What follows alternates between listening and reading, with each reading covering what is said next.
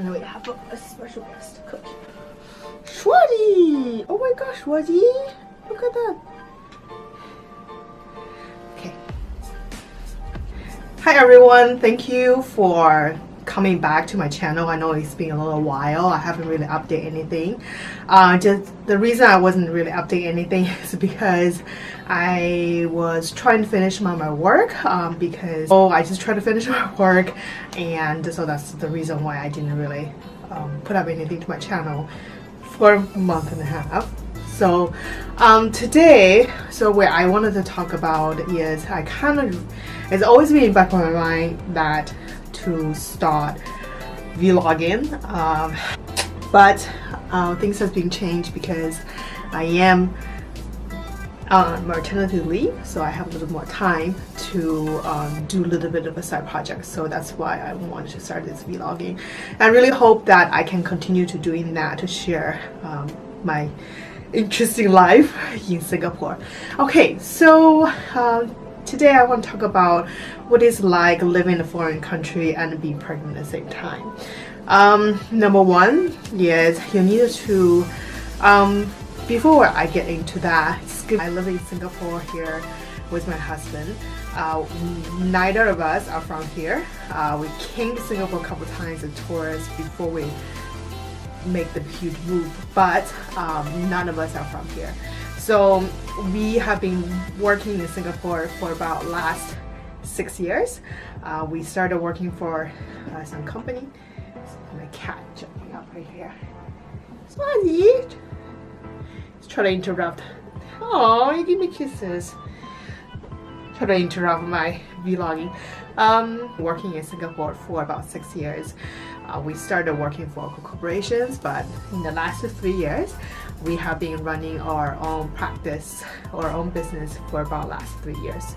So I guess you can say that we have a long plan to be here a long term.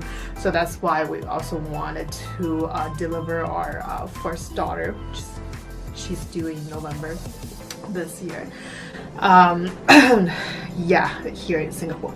So obviously, pregnancy, giving birth is a kind of big deal in one person's life, and I am very fortunate I able to do that. And I know many of my friends wanted to, but they aren't able to. But I am very fortunate that I can, experience this unique milestone in my life. So what it's like to being pregnant in the foreign countries and still trying to have a good experience with it. As you can see, I'm trying to catch my breath because she's really pushing out my diaphragm, so I'm having difficulties just breathing and talking at the same time. Okay, so the number one thing is how to navigate the healthcare system here. So as you can see, we are not Singaporean, we're not locals, we are not permanent resident here. So the private healthcare system isn't the only option that's available to us. Even we do go to the public hospital, public clinic, the charges would still be the same, because that's one thing you need to take concern is talking to your insurance provider and see whether or not it will cover for you. That the pregnancies is really not covered, so we are really paying everything out of our own pocket as a standard market rate, and yeah, that's can be quite expensive. And I did write a blog about that, so I'm gonna link that link below so you can have a little bit idea how much it's cost just to give birth, have a regular checkup with doctors in Singapore. Okay, number two is because we don't have the family here, the support system becomes very important, because both my husband's family and my family are thousands of miles away. Your friends, your communities become extra important. And I know a lot of expats, when they move into another country, what they want to do is they want to be in the expat communities.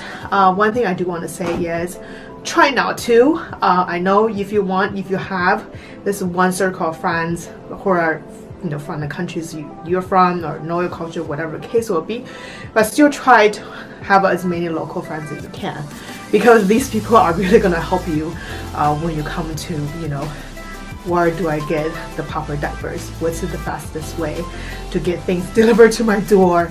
And what can I make things easier? These 6 years, we have our local community in Singapore, so it does make things a lot easier, such as arrange playgroup in the future, to pick which hospital, what OBGYN to, which OBGYN to go to, will be the best way to deliver, is there birth center here, what, all that questions you can get easily sourced out by local friends. So make sure step out of your little bubble and get into the local communities, and they're really gonna help you long term. So number 3 is, if you are thinking about moving away and possibly deliver overseas, make sure you do your own research, such as how comprehensive the healthcare system can be.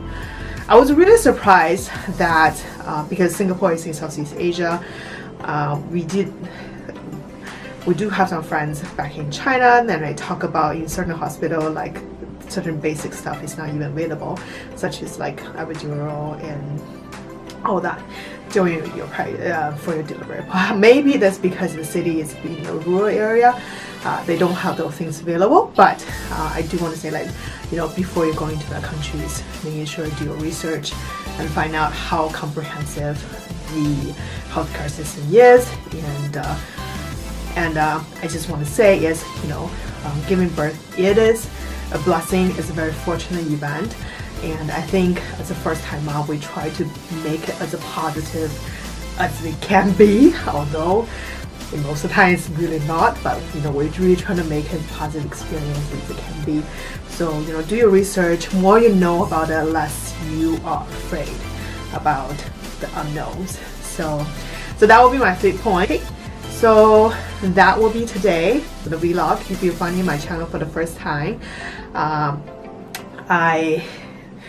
I do vlog about living life in Singapore, and I also am an entrepreneur and expecting new mom, so I'm sharing a lot of things happening in my life.